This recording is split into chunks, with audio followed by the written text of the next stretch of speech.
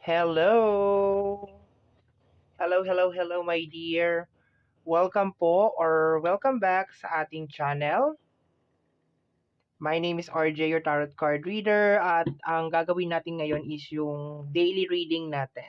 Okay, as much as possible, gusto ko talagang magkaroon tayo ng daily reading, gabay, okay, upload every day, okay, maiksing reading lang.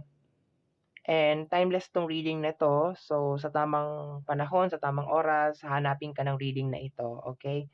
So, let's go tayo. Kasi dati ginagawa ko na 'to, kaso dati naman is card of the day. Kukuha ako ng isang card tapos yun na yun.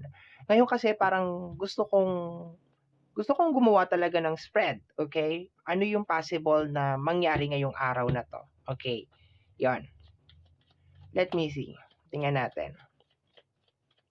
And kung mapapansin mo, hindi ko lahat sinashuffle yung card. Ang reason is napakarami kasi. Okay, napakarami na ng card at nahihirapan akong i-shuffle siya. Okay? So, we have here the Eight of Cups. Okay? So, meron nagka-cut or meron detachment. Okay? Cut, detachment sa emotion. Okay? Yung parang, ang nakukuha ko dito is yung emotion mo. Okay, ikaw to. Definitely ikaw to.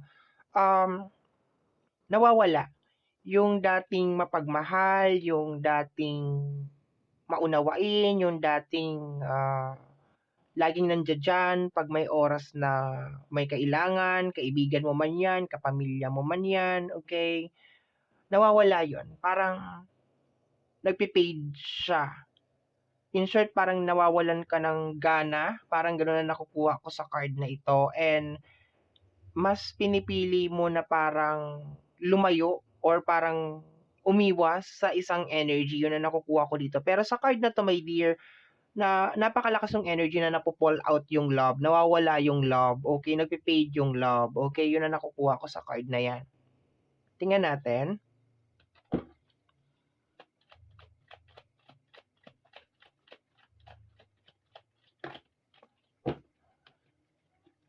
Okay, medyo madami 'to. Tingnan natin. Okay. Ito na yung care, okay, kung makikita mo diyan parang pinipet mo yung dog o yung ayan, parang gano'n. That is a very, very loving na card, something like that. Nakukuha ko dito yung pagiging hands-on mo doon sa isang tao. Yung typical na parang 'pag meron siyang nararamdaman or parang may something sa kanya, lagi kang nandodoon, yung to the rescue yung energy. Pero dahil nauna nga yung Eight of Cups natin dito, there's a possibility na nawawala na 'to, okay? Nawawala din yung interest, okay? It's more on parang interest mo sa kanya, okay? Nagpe-fade nga talaga yung love, yun ang nakukuha ko talaga, parang nagpe-fade yung love, nawawala yung care, nawawala yung basta may nagpe-fade, parang color, dahan-dahan nagpe-fade yung color. We have here the energy of message of warning, okay? Sa message of warning, nakaka-receive ka ng mga message, okay, is more on parang spirit guide, okay? Is more on parang may mga napapansin ka na parang mali, okay? May napapansin ka na parang mali, hindi na tama. There's a tendency na kung sino yung tinutukoy dito na tao is masyado siyang um, mina-manipulate ka. Ayoko sabihin na narcissist siya, pero there's a tendency na parang mina-manipulate ka niya or parang ginagrab niya yung alam mo yung typical, parang tini-take advantage ka. Yun ang pinakamaganda ng energy dito. Parang tini-take advantage ka niya na para bang ginagrab niya na love mo siya. Yung ganun na energy, ginagrab niya yung pagkakataon na yun na mahal mo siya and willing ka na parang ibigay lahat sa kanya. Yung ganun na energy yung nakukuha ko dito. So, meron ka ditong message of warning and I think nangyayari na to, my dear. Nare-receive mo na tong mga warning na ito. Okay, nare-receive mo na kaya parang okay, parang ka nate-turn off. Actually, na parang nate-turn off ka sa nakaka-turn off naman 'tong tao na 'to. Parang gano'n yung energy, okay? Nate-turn off ka sa kanya kasi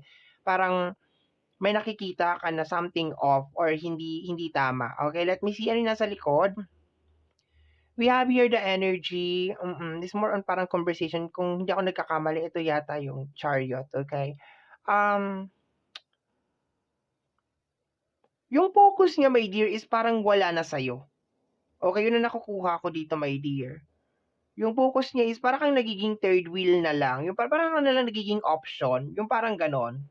Hindi na talaga ikaw yung pinaka-center, okey? Para ka na lang nagiging option, okey? Para ka na lang nagiging panakip-butas or something, yun ang nakukuha ko over here. Para ka na lang third wheel, okey? Yung parang lalabas tapos halos parang hindi ka na nag-e-exist, yun ang nakukuha ko. Pero 'pag meron siyang kailangan or parang may nangyayari sa kanya na something or parang problema, ikaw yung takbuhan niya. And hindi mo nagugustuhan yon, yun ang nakukuha ko dito, my dear. Hindi mo nagugustuhan yung gano'n na energy, okey? Or there's a tendency, my dear, na sa loob ng bahay, iba siya. Pero sa labas, sa mga kaibigan niya, sa pamilya niya, iba din siya.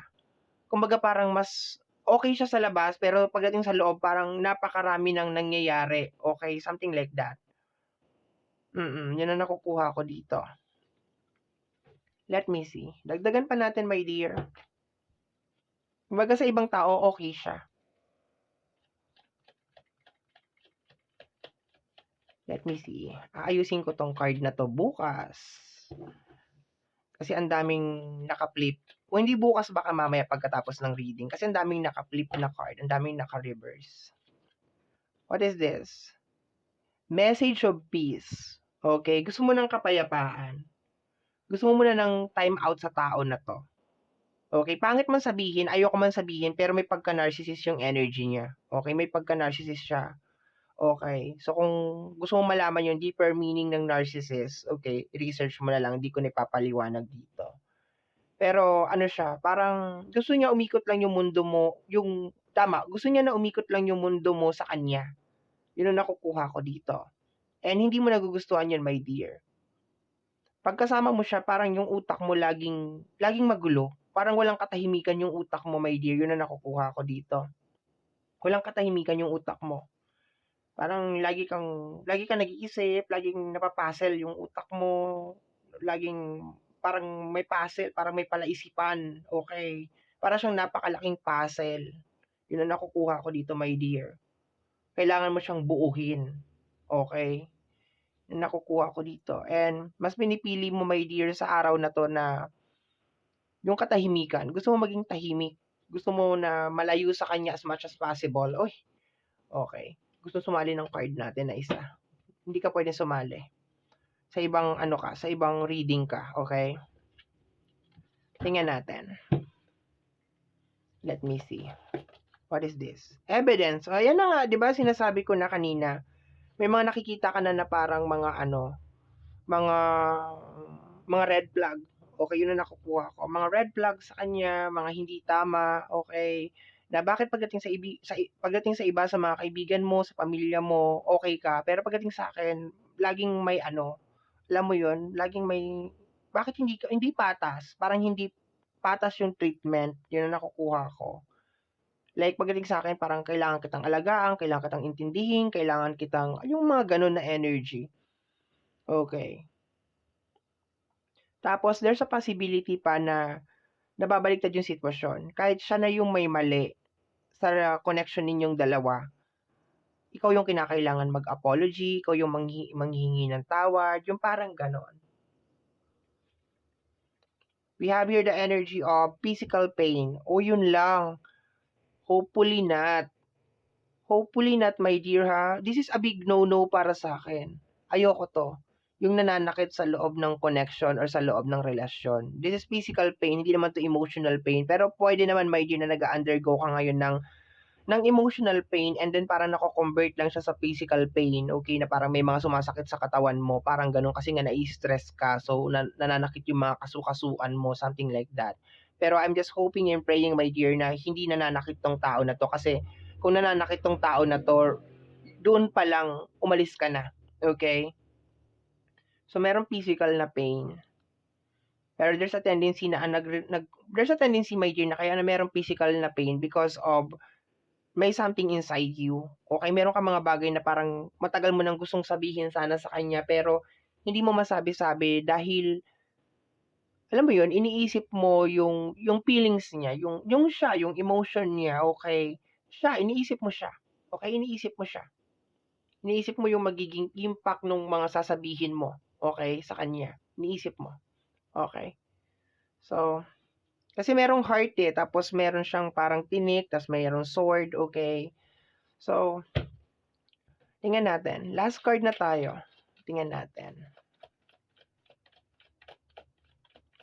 May pagka-controlling yung tao na yun. Kung sino man yun. May pagka-controlling siya. We have your energy of learning. And ang dami mo rin nalalaman. Ang dami mo na-discover talaga, my dear, sa tao na to. Okay?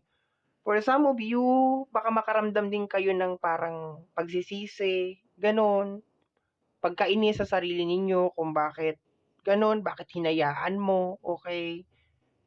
So, yun ang nakukuha ko dito, my dear. Okay? Basta wala lang pisikalan, ha? Sa loob ng relationship, lahat naman na pag-uusapan yan. Pag meron ng sakitan, is a big no-no na talaga yan, my dear. Pero, okay naman yung energy mo kasi para siyang para kang nai-enlighten dito, my dear. Para kang nagigising sa katotohanan na there's a possibility, my dear, na nasa maling tao ka. Kung sino mo tong tao na to is like, hindi mo siya deserve. Okay? So, my dear, yan yung ating reading for the day. Maraming salamat po.